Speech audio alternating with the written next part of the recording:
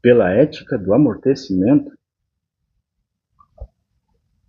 Pela ética do amortecimento?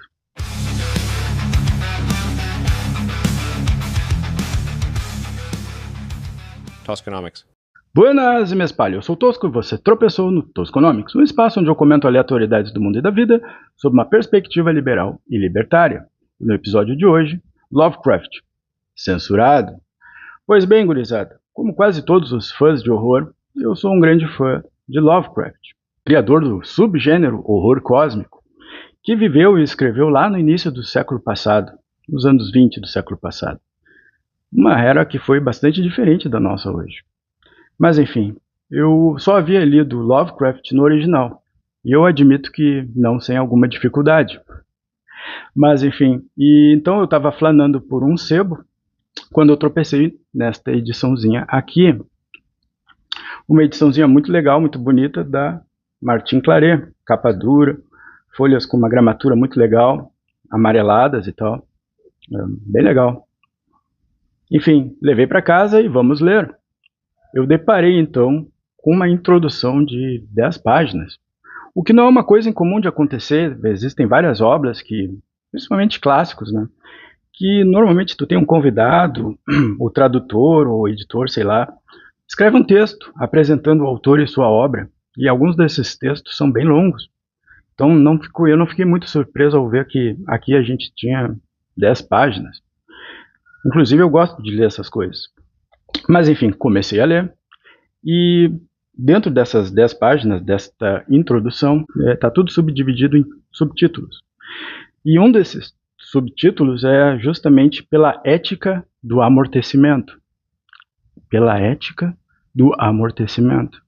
Quando eu bati o olho nesse subtítulo, eu na hora percebi do que se tratava, porque eu conheço o autor, conheço a obra e, bom, conheço o contexto em que ele viveu. Então eu imaginei que seria exatamente o que é um eufemismo para censura. Essa introdução foi escrita pela própria tradutora, e ela tenta aqui justificar a censura que ela fez do texto original para preservar a sensibilidade do leitor contemporâneo moderno. Bom, eu nem preciso dizer, isso é um completo absurdo.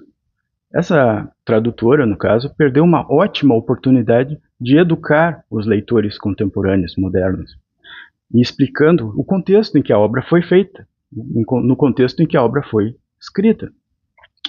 Eu tenho aqui também, para ilustrar toda essa situação, uma outra obra. Aristóteles, Política. Esse livro foi escrito há 2.300 anos atrás, obviamente em uma outra era, em um outro contexto. Ninguém discute a contribuição que Aristóteles deu para a filosofia, para a civilização ocidental. É uma obra importante.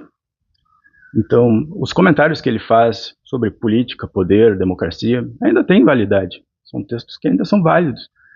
Mas quando ele escreve sobre escravidão, escravos, é um pouco chocante, certo? Era outro contexto histórico. Isso aqui tem valor documental, certo? Isso aqui é uma espécie de janela para uma outra era, para um outro período histórico. E isso também é importante de ser preservado. Daí eu fico pensando se não seria, usando a mesma lógica pela ética do amortecimento, se não seria lógico também censurar Aristóteles. A pergunta é retórica. Enfim, eu acho que o mesmo deveria ser feito com a obra de Lovecraft. No final das contas, também tem o seu valor documental. É um retrato de uma pessoa que viveu há 100 anos atrás. Escreveu, trabalhou 100 anos atrás. Então, como eu disse antes, a tradutora perdeu uma ótima oportunidade de educar os seus leitores quanto ao contexto em que a obra foi escrita, ao invés de simplesmente proteger este leitor de um conteúdo que poderia chocar ele, entende? Tipo, existe toda essa ideia de trigger warning hoje em dia, que é um completo e absoluto disparate, não faz sentido. Inclusive, alguns livros de horror que eu já li, extremamente violentos e gore, inclusive é óbvio pelos autores que escreveram essas obras, e ali tem o trigger warning. Pô, pelo amor de Deus, cara, se tu vai ler esse tipo de coisa, tu sabe exatamente o que tu vai ver, o que tu vai ler nesses lugares. Enfim, eu vejo o pessoal reclamando bastante, criticando bastante a infiltração woke no cinema, nos jogos, nos quadrinhos, em várias áreas, né, da cultura. Mas eu vejo pouca gente comentando sobre essa infiltração woke na literatura. E é uma coisa que, infelizmente, é bastante comum hoje em dia. Tanto que eu tenho uma política bastante lamentável, eu diria, de não ler obras escritas pós 2015 de fantasia e horror. Tamanha a gravidade dessa situação. Com algumas exceções, porque alguns autores não vão se dobrar a esse tipo de absurdo. Mas, enfim, é bastante ilustrativo da época em que nós vivemos, de hipersensibilidade. Mas, enfim, a questão toda... imagina a situação de tu... Porque, no final das contas, esses filmes que estão sendo feitos hoje, que são Star Wars, Marvel, pelo menos o fã dessas obras, dessas franquias, podem voltar lá atrás e, se ficarem com saudade, podem assistir as suas obras originais, a trilogia original de Star Wars, por exemplo. Mas agora imagina a situação de um sujeito que tropeça num livro escrito há 100 anos atrás que já foi censurado. Para mim é uma situação um pouco mais grave.